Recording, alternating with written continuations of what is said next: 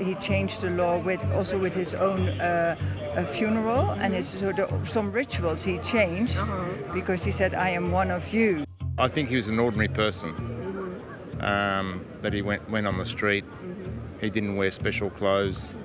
Aujourd'hui, je suis triste comme beaucoup de personnes.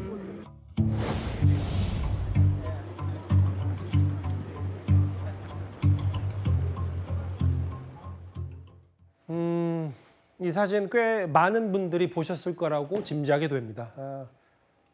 잠들듯이 편안한 모습의 이 프란치스코 교황 모습이 뒤늦게 공개가 하나 됐는데요. 보신 그대로 바티칸을 뿐만 아니라 우리나라 명동성당에도 장례, 공식 장례가 가까워지면 가까워질수록 추모 발걸음이 이어지고 있습니다. 허주연 변호사님, 교황청이 공개한 여러 사진들 많은 분들이 의미 있게 지켜보고 있어요? 그렇습니다. 프란치스코 교황이 선종한 이후 모습이 처음으로 공개가 됐습니다. 사진과 공식적으로 영상까지 공개가 됐는데 예. 전통적으로 교황이 이렇게 선종을 하게 되면 일반인들의 조문을 받게 됩니다. 그런 그 과정 속에서 이 교황의 시신이 이제 일반에 공개가 되는 거죠. 조문 과정 속에서. 그런데 좀 한 가지 이전과는 되게 달라 보이는 점이요. 이전 교황이었던 베네딕토 16세 같은 경우에는 관 안에 있는 것이 아니라 비스듬히 기울어진 상태에서 관대 위에 놓여 있는 모습으로 일반인 조문을 받았었는데 예. 관 안에 안치가 되어 있는 모습이 상당히 변화된 모습이라고 생각이 드는데요. 그 이유가 프란치스코 교황이 생전에 그동안 이 교황들의 장례 절차를 무려 책 한 권에 달할 정도로 굉장히 방대한 분량으로 세세하게 규정이 되어 있고 예. 하나하나 굉장히 좀 어떻게 보면 화려한 부분들이 있었는데 이런 것들을 아주 간소하게 바꾸어 버렸습니다. 되게 대표적인 어떤 차이점이 뭐냐면요. 그동안 교황의 관은 삼중관을 사용을 했거든요. 사이프러스 관에다가 뭐 또 중간에 관이 있고 참나무로 마무리하는 이런 삼중관에 교황의 시신을 안치하는 그런 방법을 썼었는데 예. 지금 보신 그 공개된 사진의 관은 굉장히 간소화된 안쪽에 아연만 덧대고 나무관 하나로 평범하고 간소한 관으로 바뀐 겁니다. 이게 프란치스코 교황이 스스로 바꾼 내용이거든요. 예. 평생 이 프란치스코라는 이름을 따라서 왜냐하면 이 프란치스코라는 이름이 아시시의 가난한 이들의 성자로 유명한 프란치스코 성자의 이름을 따온 이름인데 이걸 사용한 교황은 역대 한 명도 없었어요. 그만큼 가난한 자들을 위해서 가난한 자들 곁에서 영원히 서야 한다. 나의 어떤 청빈한 삶을 성직자로서 살아가겠다. 이런 모습을 평생 몸소 보여왔기 때문에 이번 장례의 모습도 그렇게 간소하고 검소한 모습으로 대중들에게 공개가 되고 있는 것이 아닌가 싶습니다. 그런데 그 뭐 사회적 약자, 뭐 빈자, 청빈한 삶하면 그 대명사가 됐던 게 프란치스코 교황입니다만 허 변호사님, 전 재산이 14만 원이라면서요? 왜냐하면 교황으로서 일을 하면 봉급을 받게 됩니다. 예. 그 봉급이 하나로는 843만 원 선에 달한다고 하는데 무보수로 봉직을 해왔다고 합니다. 프란치스코 교황의 청렴함은 사실 그의 일생을 통틀어서 굉장히 전 세계적으로 유명했습니다. 우리나라에 방한했을 때도 눈에 띄었던 것이 굉장히 낡은 구두와 낡은 가방이었거든요.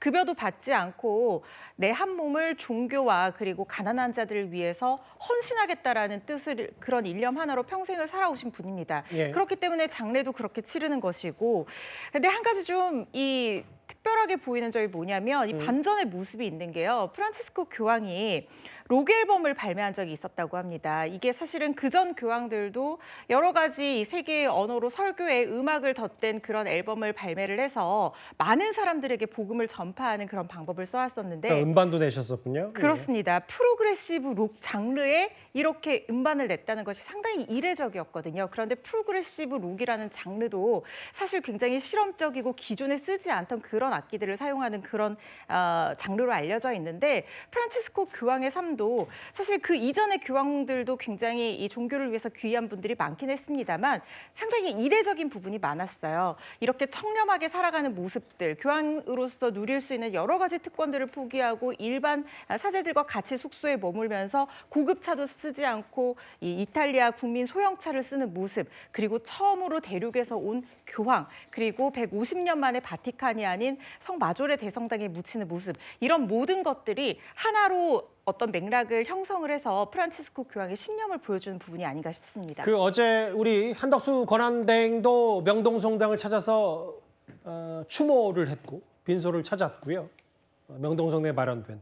마찬가지로 유인촌 문화체육관광부 장관도 함께 했는데 여기 화면에 보시면 아예 문체부 장관인 유 장관은 내일 바티칸으로 출국을 합니다.